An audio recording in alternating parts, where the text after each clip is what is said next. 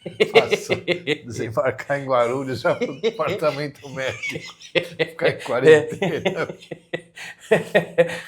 Vamos pro DM da Os empresa. dois ali, ó. Ai, caramba. Bom, vinheta rolada aí, aqueles pedidos de sempre, se inscreve, compartilha, entra no nosso grupo do WhatsApp para participar do melhor também. Tá difícil. De novo. Fala, galerinha do canal da Cigar 019, sejam todos bem-vindos ao 7º episódio da série que estamos fazendo aqui na Nicarágua, segundo episódio de Drew Estate. Hoje vamos falar de uma marca que deixou de ser apenas uma marca e se transformou em cultura. Quer saber mais sobre tudo que nós viemos ver aqui no segundo dia? Acomode-se em sua poltrona, pegue seu Drew Estate e vem com a gente, porque hoje o vídeo tá cheio de história. Mas antes de continuarmos, ô diretor, roda a vinhetinha pra nós.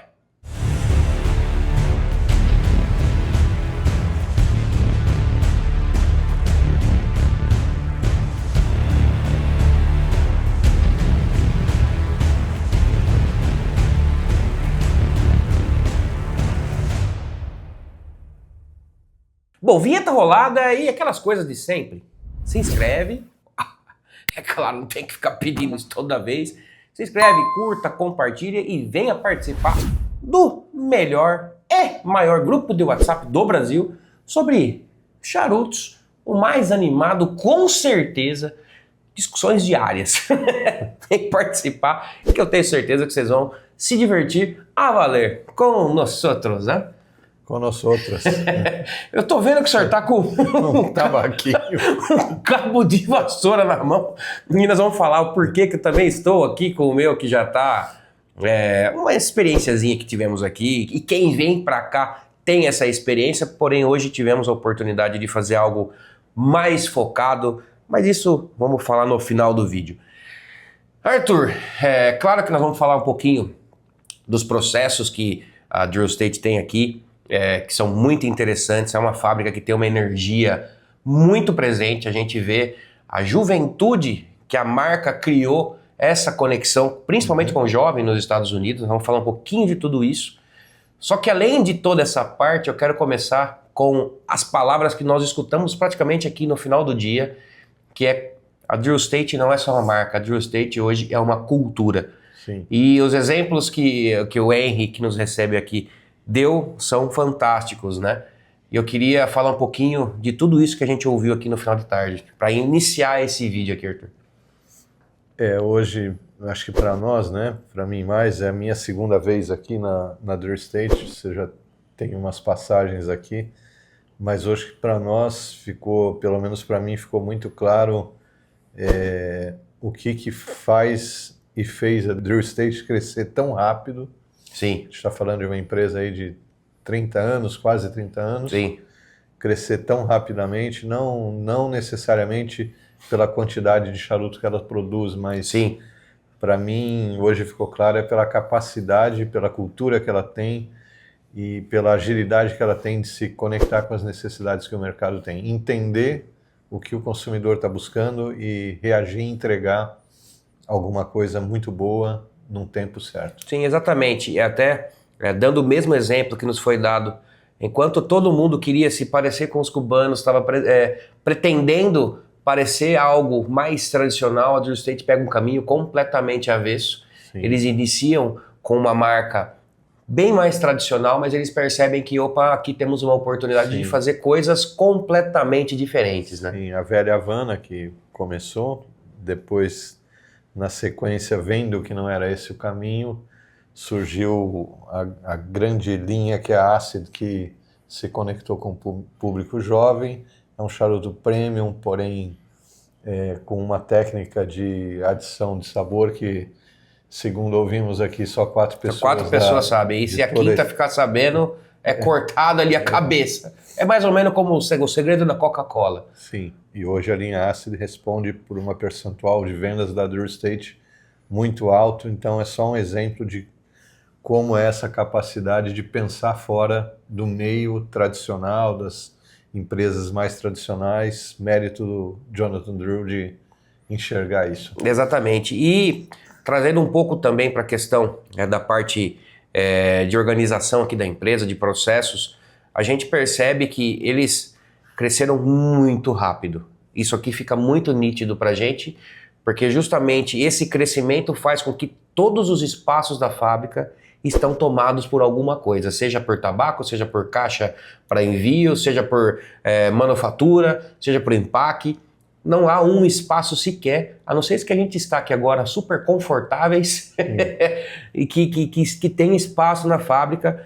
A gente viu todo o processo, desde como o tabaco chega aqui, armazenam-se em pacas, e vocês vão estar vendo imagens aí da quantidade de pacas, inclusive que tem nesses galpões, que era um, acabou virando dois, e já tem um projeto para mais lugares ter esses galpões. E é tudo impressionante, né, Arthur? São números que impressionam realmente e mostram o objetivo e a vontade, a determinação da empresa de realmente buscar coisas novas. Nós vimos o galpão de paca, as quantidades enormes que tem inventário ali para pelo menos 4 anos de produção. Sim. E o que a gente pôde entender hoje, o porquê de tanto inventário em relação ao que a Drew Estate faz.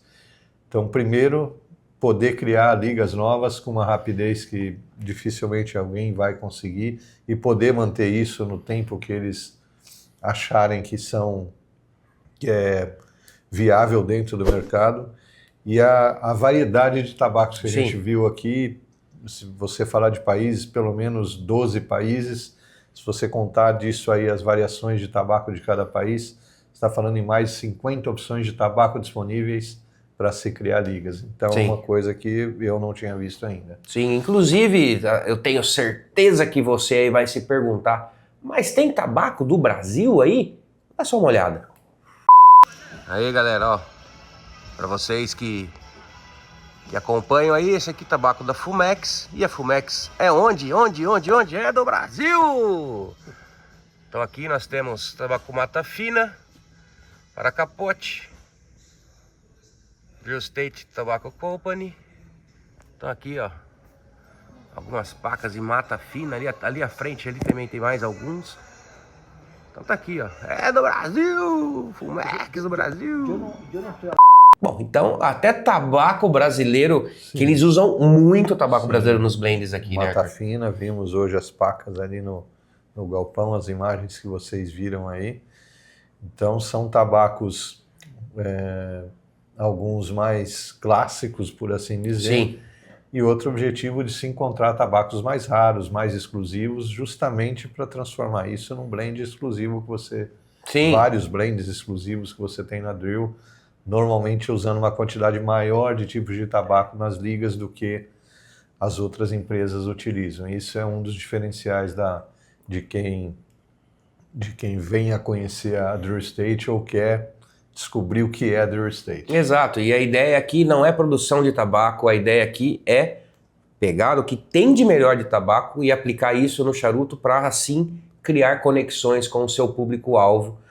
Estamos falando de pessoas jovens, estamos falando de pessoas que buscam coisas mais clássicas, mas com algum tipo de inovação para não parecer mais do mesmo no mercado. Sim. E a gente pode citar esse primeiro passo na direção dos clássicos, tirando um pouco da imagem do infusionado, que eles têm a linha Acid, eles têm a linha Tabac, tem a linha Isla del Swell, que também vende muito nos Estados Unidos, mas partindo para o lado um pouco mais clássico, o Jonathan brilhantemente se tornou uma pessoa conhecida pelos charutos de sabor nos Estados Unidos, né? Sim. E ele começou a fazer uma estratégia que eu achei sensacional. Querer entender o que estava acontecendo. Como a Drew Estate era conhecida no mercado naquele momento do boom da linha Acid.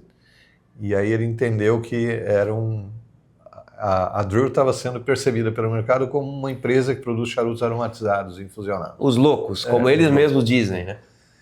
E aí se partiu para a criação de um projeto que foi, no início, liga privada, número 9, que se criou dentro de 45 ligas. A número 9 foi que o Drew escolheu para ser o charuto pessoal dele, e o charuto de das pessoas mais importantes da empresa, diretoria, e começou a trabalhar isso dentro do mercado, né? Nos eventos que ele ia, oferecer isso, ouvir, ver a reação, e aí se criou a linha privada, que num determinado momento passou a ser comercializada, depois de um ano, né? Exatamente. Então, essa mudança de perfil, ela começa justamente com essas visitas que o Jonathan faz.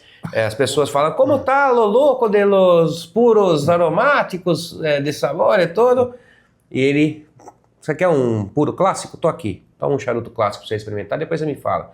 E foi durante um ano fazendo essa apresentação, e o sucesso foi tão grande, as pessoas queriam tanto esse charuto no mercado. Que vamos, exatamente. A partir desse Liga Privada, todas as outras 45 linhas, elas não saíram da cabeça do pessoal aqui da fábrica, e muitas se tornaram linhas também. Tá aparecendo a imagem de um quadro que eles têm aqui na fábrica com todas as linhas que foram lançadas dentro do Liga Privada. Esse quadro está aqui na fábrica, inclusive, com todo o portfólio. Vocês estão vendo aí a imagem, todas as linhas que foram lançadas Liga Privada, e aí tem T40, T53, 52, tem H99, tem uma infinidade, né? Sim, a Liga Privada se tornou então um dos grandes sucessos da Drew Estate depois da linha Acid, né?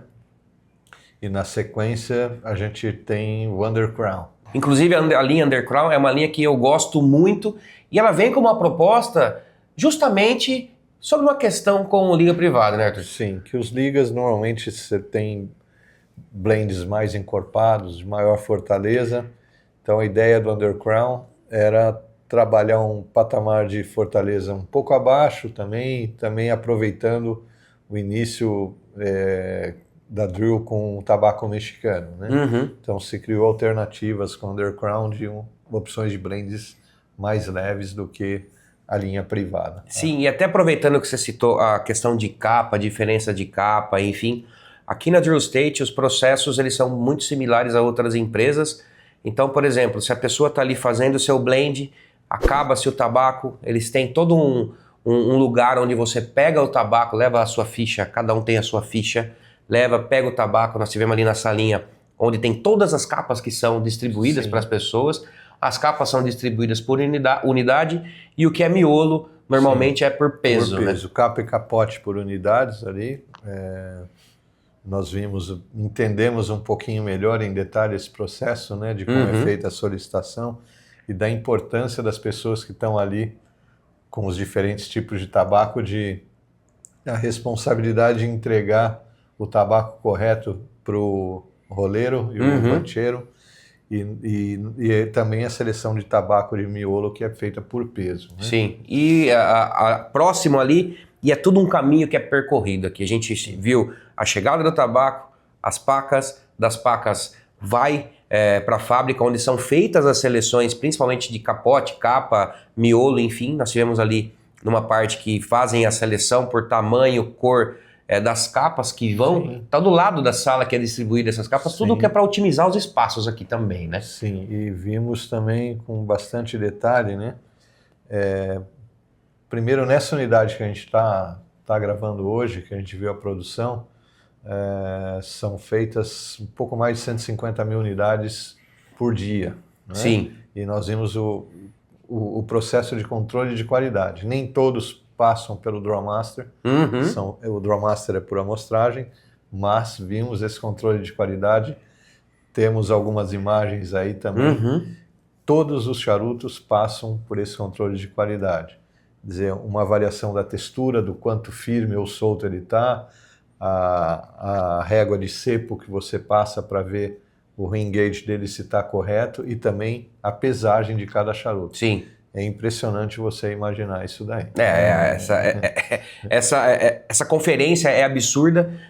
Tudo é feito por peso. Eles pegam a amostragem, fazem o peso dessa amostra, baseado no tato, fazem a média para saber quantas unidades quanto peso tem todas essas unidades. Então a gente percebe que é um trabalho muito, muito, muito detalhoso. E acho que o pessoal não falamos ainda, nem ontem também, no vídeo do passado, a Drill State está fazendo hoje em torno de 320 mil charutos por dia. E é tudo uma loucura aqui, justamente por conta dessas quantidades, e enfim, é tudo legal da gente ver isso de perto. Eles disseram aqui pra gente, por exemplo, um outro charuto, uma outra linha que faz muito sucesso no Brasil também, que é Factory Smokes, que são tabacos short filler, só que eles usam o que há de melhor. Dentre as linhas que eles têm, liga privada, você vai ter tabaco liga privada, undercrown.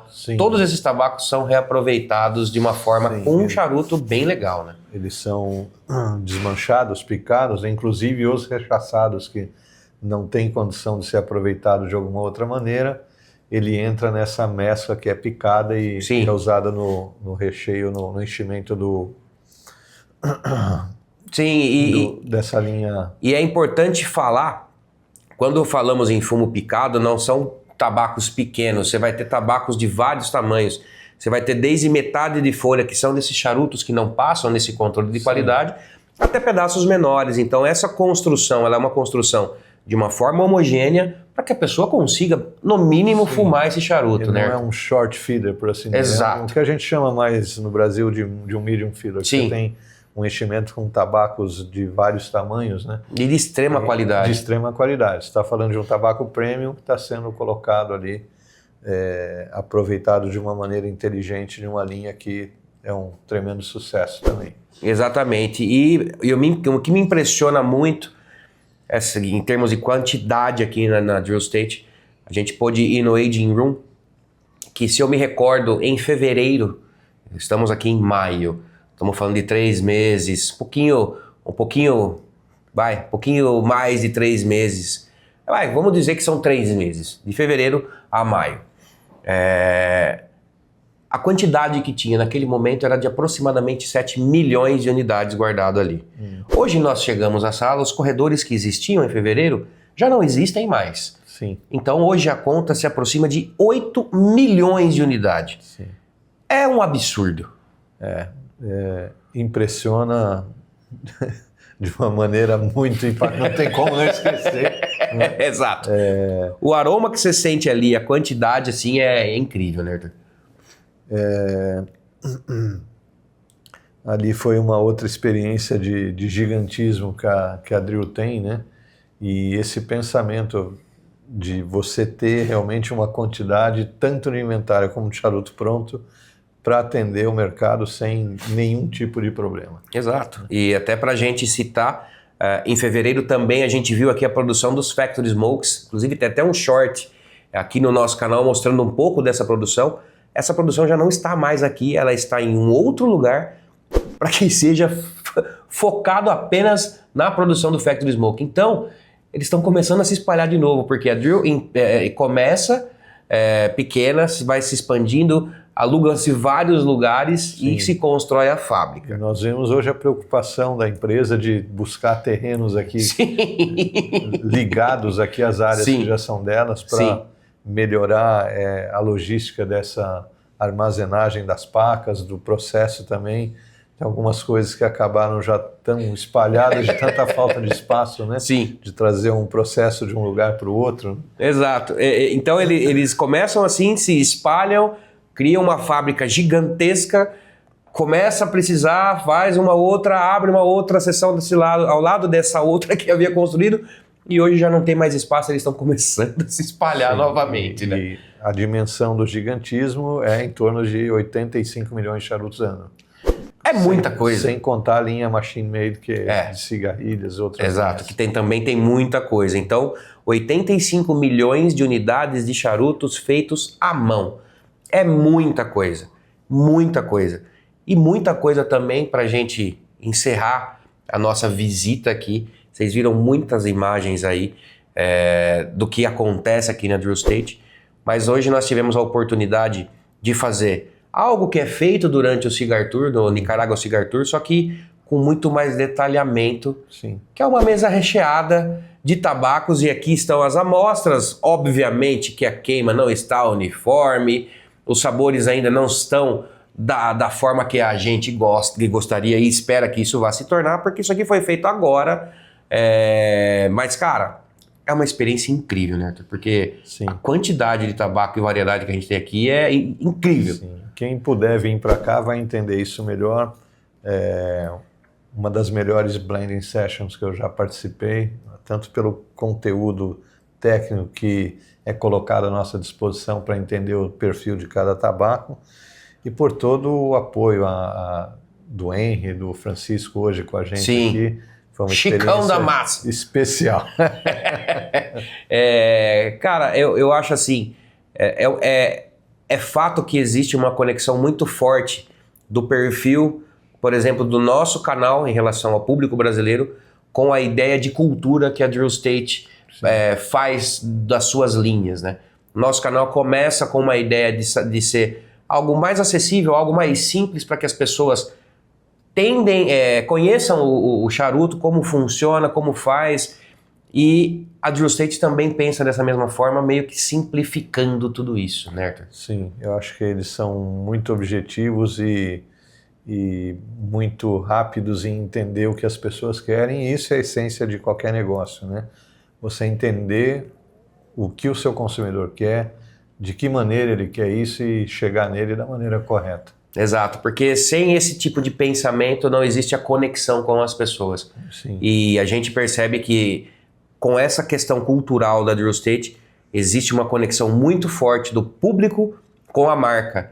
Então criou-se, que nem o Henry disse no final, criou-se a conexão entre pessoas distintas de diversos setores, principalmente nos Estados Unidos, dadas a quantidade de linhas que eles têm, que são muitas. Inclusive tem muitas que não estão no Brasil, que fazem muito sucesso. A linha Blackened, por exemplo, que tem o vocalista do Metallica envolvido no desenvolvimento, e é uma marca de bourbon nos Estados Unidos. Uhum. E é um outro segmento que eles vão começar a atuar bastante, que eles nos disseram aqui, que é a parte de bebidas também. Essas Sim. parcerias com bebidas que fazem todo sentido. Sim. Tem a Pappy Van Winkle, que também já fazem o charuto relacionado à bebida. Sim. Então a gente vê alguns movimentos que fazem parte desse perfil, né? Sim, não temos a felicidade de ter algumas linhas por algumas estratégias da empresa de buscar a exclusividade de certos mercados,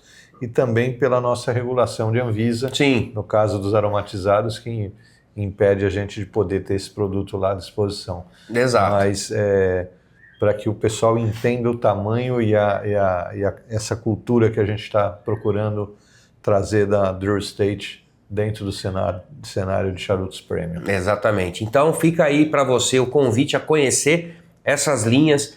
Se você procura mesmice, você não vai achar na Drew Estate, porque aqui é um desafio constante de sabores, origens, de blends totalmente diferentes, que é para proporcionar a você uma experiência completamente distinta de tudo que você já percebeu, de tudo que você já experimentou durante as suas degustações, certo? Mais ou menos isso, né? É isso. É isso. Tem tudo a ver com o bordão da Drew. Bordão da Drew, exato. of the cigar. Exato, o renascimento do charuto.